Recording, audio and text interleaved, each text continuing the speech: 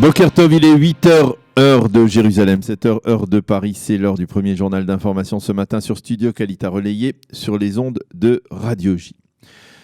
Un premier journal d'information que nous allons commencer par les nouvelles menaces proférées hier soir par Hassan Nasrallah en direction d'Israël. Le leader du Hezbollah a affirmé dans un discours devant ses supporters que si Israël s'attaquait à nouveau à des cibles de son mouvement au Liban, eh bien celui-ci attaquera des cibles israéliennes sur l'ensemble du territoire israélien.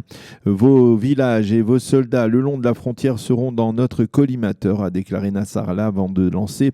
Je vous suggère de bien apprendre la phrase suivante. Désormais, nous n'avons plus de ligne rouge. À propos de l'attaque imputée à Israël la semaine dernière contre du matériel très sophistiqué destiné à rendre plus précis les missiles du Hezbollah, une attaque qui s'est produite, vous le savez, dans le sud de Beyrouth, dans le quartier de Dahia, le bastion du Hezbollah. Hassan Nasrallah a déclaré: Israël sait quelle était la cible frappée et je peux lui garantir que celle-ci n'a pas été touchée.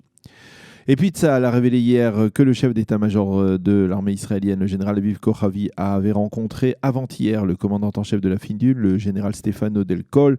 Une rencontre qui s'est tenue quelques heures avant les tirs de roquettes du Hezbollah en direction du nord d'Israël. Le général Kochavi avait demandé au commandant de la FINUL de s'impliquer plus massivement dans le projet de modernisation des missiles du Hezbollah. Ceci étant, l'Iran refuse de réagir aux requêtes de l'Agence internationale à l'énergie atomique à propos du hangar dont l'existence avait été révélée en septembre dernier par Binyamin Netanyahou lors de l'Assemblée générale des Nations Unies. Il s'agit d'un hangar qui aurait renfermé, selon le Premier ministre israélien, des matériaux radioactifs. Selon le Wall Street Journal, ce serait la première fois au cours des 3 dernières années que l'Iran refuse de coopérer avec l'AIEA. Et certains diplomates affirment que l'Iran risque d'être montré du doigt par la direction de l'ONU pour son refus de coopérer.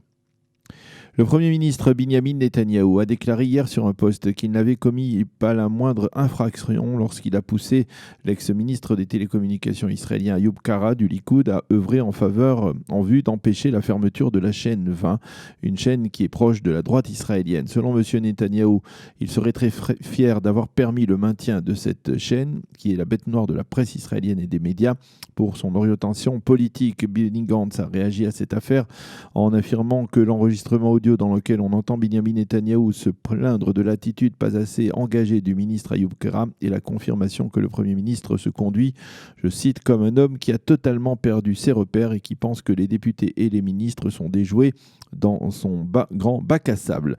Le Parti travailliste et Gesher ont appelé pour leur part le conseiller juridique du gouvernement, le Dr Avichai Mendelblit, à ouvrir une enquête sur les agissements du Premier ministre dans le monde des télécommunications et au ministère des télécommunications en particulier. Par ailleurs, justement, le conseiller juridique Mendelblit a remis hier à la commission électorale centrale une recommandation selon laquelle il faudra repousser la requête du Likoud visant à interdire jusqu'aux élections israéliennes la publication sur les chaînes de télévision de révélations se rapportant au dossier judiciaire du Premier ministre. Au Likoud, on s'est dit très mécontent de cette démarche du conseiller juridique du gouvernement et l'on a rappelé hier qu'il y a 5 mois à peine, le même Avichai Mendelblit avait publié sur le même sujet un décret, un verdict totalement contraire en demandant par exemple de ne pas rendre public le contenu des dossiers judiciaires de M. Netanyahou afin que cela n'influence pas l'électorat politique à voter contre le Premier ministre. À 2 semaines justement des élections bis du 17 septembre, la campagne électorale devrait franchir un nouveau palier d'intérêt avec le début de la diffusion des clips vidéo et audio sur les chaînes de télévision et sur les radios. Au sein du Likoud, on constate tout de même une très vive passivité, une très nette passivité, si l'on peut dire, de la part de l'électorat traditionnel du Likoud. Et l'on va donc tenter de mobiliser au cours des 15 prochains jours restants toutes les forces vives afin qu'aucune voix n'échappe à la droite israélienne. La météo pour terminer, le temps sera partiellement nuageux à clair, il fera chaud sur l'ensemble du territoire israélien, il fera aujourd'hui 29 degrés à Jérusalem, 30 à Tel Aviv et 39 degrés à Eilat. C'est la fin de ce premier journal d'information sur Studio Kalita.